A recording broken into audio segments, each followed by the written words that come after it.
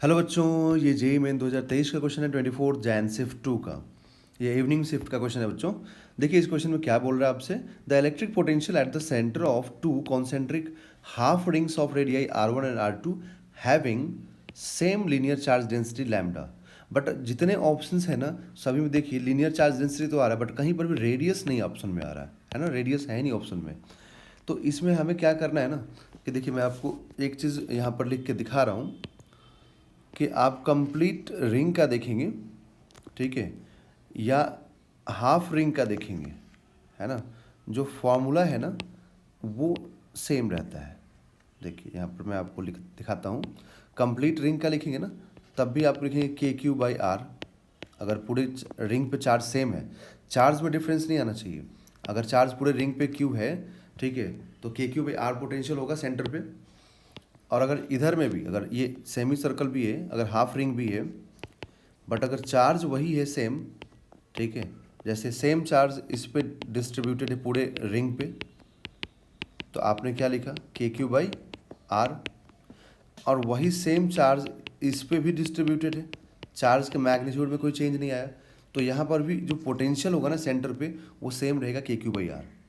Okay, तो इसीलिए क्या होगा कि अगर हम लोग यहाँ पर लिखें, और एक चीज़ और भी है कि लीनियर चार्ज डेंसिटी क्या लिखते हैं, charge upon length. Okay, charge upon length. तो यहाँ पर अगर हम दोनों का लीनियर चार्ज डेंसिटी सेम बोला है, तो अगर हम लोग Q1 निकालें तो चार्ज क्या लिखेंगे, charge is equal to lambda into length. Length क्या होगा, तो सेमी सर्कल है ना, तो पाई R1। और अगर हम Q2 फाइंड करें तो क्या लिखेंगे हम लोग, लैम्डा इंटू पाई R2। ये दोनों इक्वेशन भी बहुत इंपॉर्टेंट है, क्योंकि अभी जब हम सेंटर पे पोटेंशियल लिखेंगे, ठीक है, तो इस वाले रिंग की वजह से इसके सेंटर पोटेंशियल क्या लिखेंगे, KQ1/R1, रेडियस R2 है ना, हाँ, तो KQ2/R2, ठीक है। तो हम लोग लिखेंगे यहाँ पर, देखिए इसके सेंटर पे, यहाँ पर मान लीजिए रेडियस R2 है, तो आप लिखेंगे V2 is equal to KQ2/R2, ठीक है। और K है 4πε0, 1/4πε0, तो आप लिखेंगे Q2 कितना है, लैम्डा इंटू पाई R2, है ना, और K को लिख देंगे 1/4πε0, और ये R2, तो पाई R2 कैंसिल हो जाएगा। ओके, तो आपको सिर्फ V2 क्या मिलेगा, V2 मिलेगा lambda upon 4ε0। Okay, similar process से अगर आप यहाँ पर R1 के लिए देखते हैं, तो R1 का रेडियस कितना है, R1, ठीक है, छोटे वाले के लिए।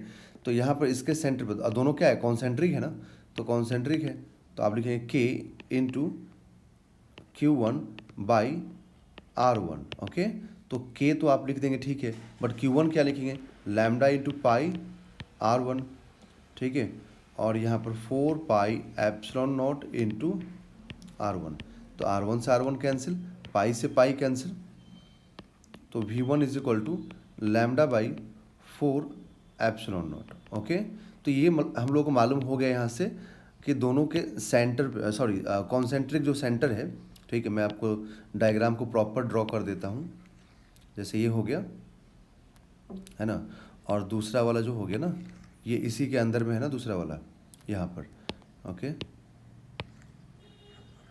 तो यहाँ जो पूछा है ना कि सेंटर पे क्या होगा, कॉमन सेंटर पे, तो कॉमन सेंटर पे अगर टोटल नेट पोटेंशियल निकालेंगे, तो जैसे कि ये R1 था तो इसका भी फाइंड कर लिया हम लोगों ने, ये R2 था तो इसका भी हम लोगों ने फाइंड कर लिया, तो नेट पोटेंशियल लिखेंगे V1 प्लस V2।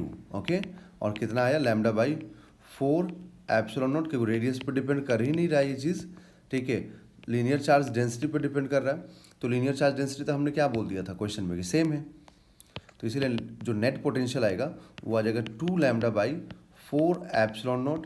तो यहाँ से 2 से 4 को हम कैंसिल करेंगे, तो लैम्डा अपॉन 2ε0 ये यहाँ पर रिमेनिंग होगा, ठीक है, तो ये यहाँ पर रिमेनिंग होगा, तो लैम्डा अपॉन 2ε0 इसका आंसर होगा, that is option number 2 is a right answer.